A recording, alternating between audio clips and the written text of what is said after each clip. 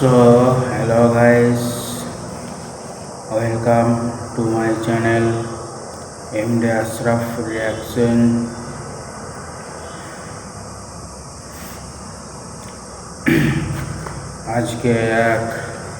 আজকে ভিডিও নিয়ে চলে এসেছি নতুন না প্রায় চার মাস আগের ভিডিও হচ্ছে থাম্বনেলে লেখা আছে এখানে একই গল্পে সেরা অভিনয়কার মান্নান আর শাকিব খান। তো এটাই আজকে দেখবো। তো যে চ্যানেল থেকে আমি ভিডিওটা নিয়ে এসেছি সেটা হচ্ছে সুজিবের ডাইরেক্ট পয়েন্ট। তো দেখি কে সেরা একই গল্পে কে সেরা। তো চলো দেখি ভিডিওটা শুরু করি। তো যারা প্রথম দেখছেন বা প্রথম আমার ভিডিও দেখছেন তারা প্লিজ সাবস্ক্রাইব করে দেবেন।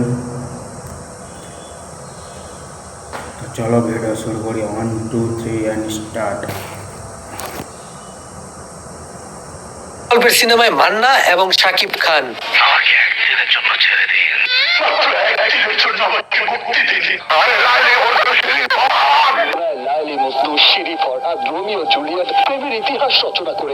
আপনারা হয়তো অনেকে জানেন না, মহানায়ক মান্না এবং শাকিব খান একই গল্পের সিনেমায় অভিনয় করেছিলেন কয়েকবার। এই দুই কিংবদন্তি একই গল্পকে যার যার নিজস্ব স্টাইল ও ভিন্ন ভিন্ন ভাবে দর্শকের সামনে প্রেজেন্ট করেছিলেন, যাদের ডায়লগ বলার ধরন ছিল ভিন্ন, বডি ল্যাঙ্গুয়েজও ছিল ভিন্ন এবং প্রত্যেকটা সিনেমাকে দর্শক ভালোবেসেছিল। তো ভাই লোক, আজকে আমরা আলোচনা করবো শাকিব খান এবং মান্নার একই গল্পের করা সিনেমা নিয়ে, যেখানে আমরা বাংলার এই দুই বিগেস্ট স্টারকে একই গল্পের সিনেমায় অভিনয় করতে দেখেছিলাম, যারা যাদের নিজস্ব স্টাইলে ভিন্ন ভিন্ন ভাবে একই গল্পকে আমাদের সামনে প্রেজেন্ট করেছিল। ভিডিও শেষে অবশ্যই জানাবেন কোন গল্পে কার অভিনয় আপনার কাছে সবচেয়ে ভালো লেগেছে। তো কি অবস্থা, আমি সজীব আর আপনারা দেখছেন সজীবের ডাইরেক্ট পয়েন্ট। আর আজকের পয়েন্ট হলো the superstars acting in same history cinema. বাস্তব এন্ড প্রেম কয়েদি। বাস্তব প্লেড বাই মান্না, প্রেম কয়েদি প্লেড বাই শাকিব খান। বাস্তব হলো একটি রিভেঞ্জ ক্রাইম থ্রিলার মুভি। 2003 সালে ডিরেক্টর বদিউল আলম খোকন মান্নাকে দিয়ে এই চমৎকার সিনেমাটি বানিয়েছিলেন। সিনেমার গল্পটা অনেকটা এমন ছিল যে সিনেমার নায়িকা মাধুরী খুবই সাধারণ একটি ছেলে অর্থাৎ দুরন্তকে মিথ্যা ভালোবাসার ফাঁদে ফেলে ধোঁকা দিয়ে ক্রিমিনাল বানিয়ে দেয় শুধুমাত্র প্রতিশোধ নেওয়ার জন্য। পরবর্তীতে আমরা জানতে পারি যে সিনেমার নায়ক অর্থাৎ দুরন্তর মিথ্যা সাক্ষীর কারণে নায়িকার অর্থাৎ মাধুরীর ভাইয়ের ফাঁসি হয়েছিল। কিন্তু দুরন্ত কেন ওই দিন কোর্টে মিথ্যা সাক্ষী দিয়েছিল, আর এত কিছু হয়ে যাওয়ার পরেও দুরন্ত কেন মাধুরীকে এতটা ভালোবাসে, এই নিয়ে মূলত সিনেমার গল্পটা আগায়। একজন গ্যাংস্টার, পাগলা প্রেমিক কিংবা একজন স্কুল মাস্টারের অতি সাধারণ ছেলে, এই দুইটা ক্যারেক্টারেই অসাধারণ পারফরমেন্স করেছিলেন মহানায়ক মান্না।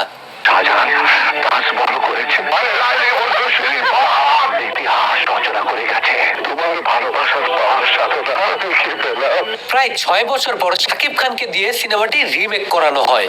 সিনেমাটার দৃশ্যপটে কিছুটা পরিবর্তন আনা হলেও সিনেমার মেইন প্লট কিংবা গল্প কিন্তু ওই একই, যেখানে আমরা প্রথমে শাকিব খান অর্থাৎ বাদশাকে একেবারে সাধারণ মানুষ হিসেবে দেখতে পাই। তারপর নীলিমা তার বোনের মৃত্যুর প্রতিশোধ নেওয়ার জন্য শাকিব খানকে বাদশাকে ভালোবাসার ফাঁদে ফেলে একজন সাধারণ সাদাসিধে মানুষ থেকে গ্যাংস্টার বানিয়ে দেয়, অর্থাৎ তার সাথে প্রতারণা করে তাকে অপরাধ জগতের বাদশা বানিয়ে দেয়। যদি অভিনয়ের কথা বলি, শাকিব খানও এই চরিত্রে অসাধারণ অভিনয় করেছেন, তবে গল্পটাকে ডিরেক্টর ঠিকঠাক মতো আমার মনে হয় সাজাতে পারেনি। তাছাড়া সিনেমায় হিরো কেন কোর্টের মধ্যে মিথ্যা সাক্ষী দেয় সেটা বাস্তব সিনেমায় খুবই সুন্দর মতো নায়িকার সামনে হিরো দুরন্ত তার পরিস্থিতিটাকে তুলে ধরে। সেই প্লটটা প্রেম কয়াদি সিনেমায় ঠিকঠাক মতো ডিরেক্টর প্রেজেন্ট করতে পারেনি।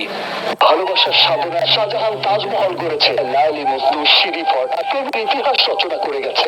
তোমাকে ভালোবেসে আমি কি পেয়েছি। সিনেমা আমি জেল ওই জায়গাটায় আমি একটা কথা বলতে চাই, যেখানে বলা হলো প্রেম কয়েদি সিনেমায় মানে কিসের জন্য শাকিব খান কোর্টে গিয়ে আদালতে গিয়ে মিথ্যা কথা বলেছিল সেইটা দেখায়নি। এটা ভুল কথা। আমি মুভিটা দেখেছি, ওইটা সম্পূর্ণ নায়িকাকে বলে কথাটা যে কিসের জন্য আমি সেদিন আদালতে গিয়ে ভুল সাক্ষী দিয়েছি বা কিসের ওই সব গল্পগুলো খুলে বলে। এটা কিন্তু ভুল বললেন আপনি। যিনি ভিডিওটা কথা বলছেন তার কথা বলছি, আপনাদের কথা বলিনি, কেউ রাগ করবেন না। ওইটা কিন্তু ভুল, আমি দেখেছি। ওখানে বলে নায়িকাকে সব কথা খুলে যে কিসের জন্য ভুল বলেছি, কি কার জন্য বলেছি। তারপরেই নায়িকা, তারপরে মুভিতে অন্য কিছু আছে, সেটা বলবো না। তো চলো এখন মেন পয়েন্টে আমার ভিডিওতে শুরু করি, আর কথা বলবো না, সরি। জেল থেকে বলছি, প্লেড বাই মান্না এন্ড নিষ্পাপ কয়েদি, প্লেড বাই শাকিব খান।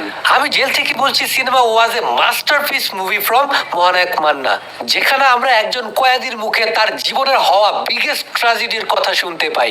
এক শত্রুতার জেরে কিভাবে একটি সন্ত্রাসী দল নায়কের সাজানো গোছানো সংসারের উপর পাশবিক নির্যাতন চালায়।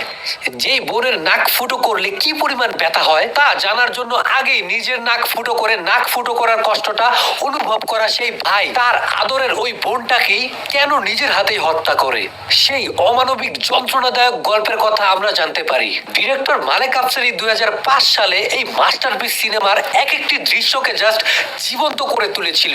শুধু তাই নয়, সিনেমায় মান্নার ডেডিকেশনও ছিল দেখার মতো। দর্শক যেন গল্পটা ভেতর থেকে অনুভব করতে পারে, তাই শুধুমাত্র একটা দৃশ্যের অভিনয়ের জন্য পুরো একদিন কিছু না খেয়ে রোদের মধ্যে বাধা অবস্থায় দাঁড়িয়েছিল সে, যাতে দর্শক তার যন্ত্রণাটা ফিল করতে পারে নিজেদের মধ্যে।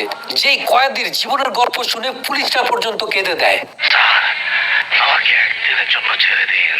আমার জীবনে যারা আগুন লাগিয়েছে তাদের জীবনেও আগুন লাগিয়ে আমি ফিরে আসবো।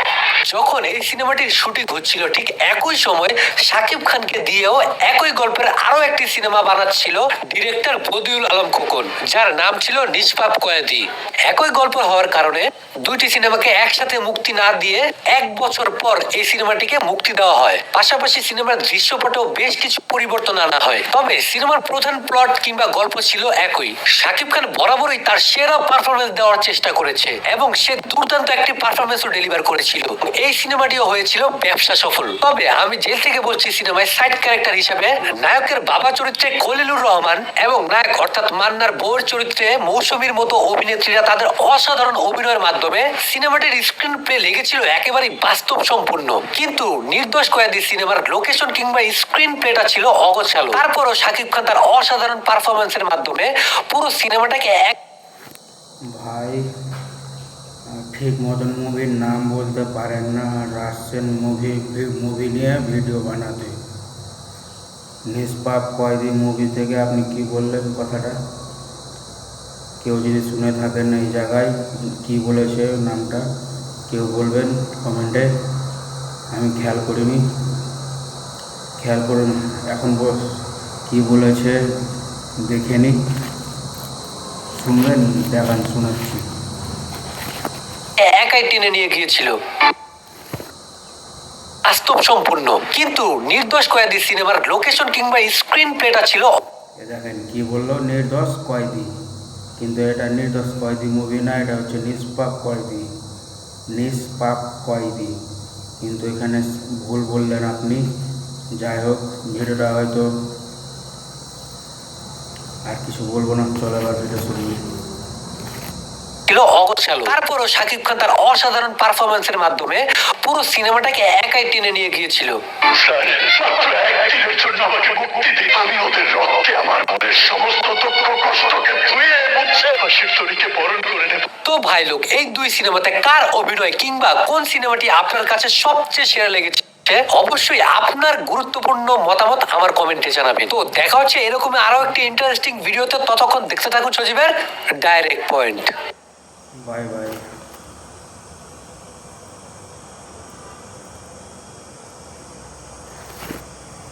তো যাই হোক, ভিডিও শুরু হয়ে গেছে, শুরু বলছি শেষ হয়ে গেছে।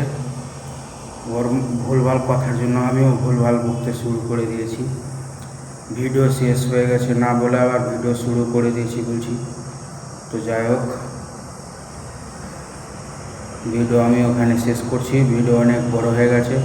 আবার দেখা হবে নেক্সট ভিডিওতে। ততক্ষণ টাটা, বাই বাই, আল্লাহ হাফেজ।